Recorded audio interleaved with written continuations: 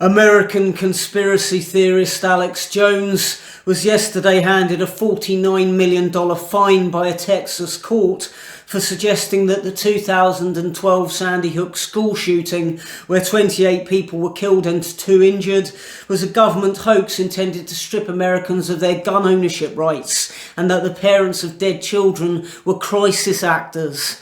He later retracted this claim, but the 2 parents who brought the case against him argued that they endured harassment and emotional distress and had to hire private security out of fear of being attacked by Jones's supporters. And they entered proceedings seeking $150 million worth of compensation. No doubt Jones's words were irresponsible and he deserved financial rebuke. At the same time, this is his stock in trade. The animated, paranoid, occasionally hysterical guy who spouts conspiracy theories, some of which turn out to be true, some not. Arguably, he was speaking publicly about Epstein's international paedophile network of powerful people long before anyone else.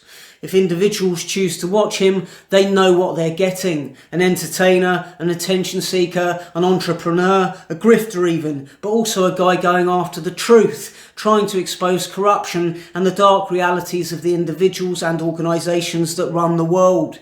He cannot be held accountable for the potential actions of people who choose to listen to him.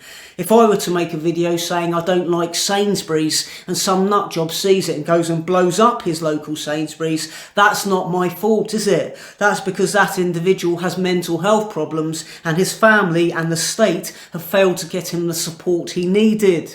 We're all responsible for our own actions. How individuals choose to interpret the words of others and act upon them is their own responsibility. And whilst there is a degree to which Jones has acted unethically and insensitively and should be rebuked, to frame a man expressing controversial and unpleasant ideas as acting illegally is also wrong and unconstitutional in the United States.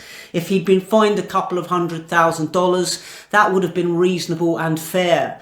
To fine the man $49 million is clearly a message. It's clearly an attack on free speech, a warning to anyone who wants to challenge the hierarchy of powerful individuals and organisations in this world and hold them to account that they better keep their mouths shut. In an era of mass surveillance and communicative platforms with extraordinary reach, powerful public figures with something to hide are absolutely terrified of people like Jones.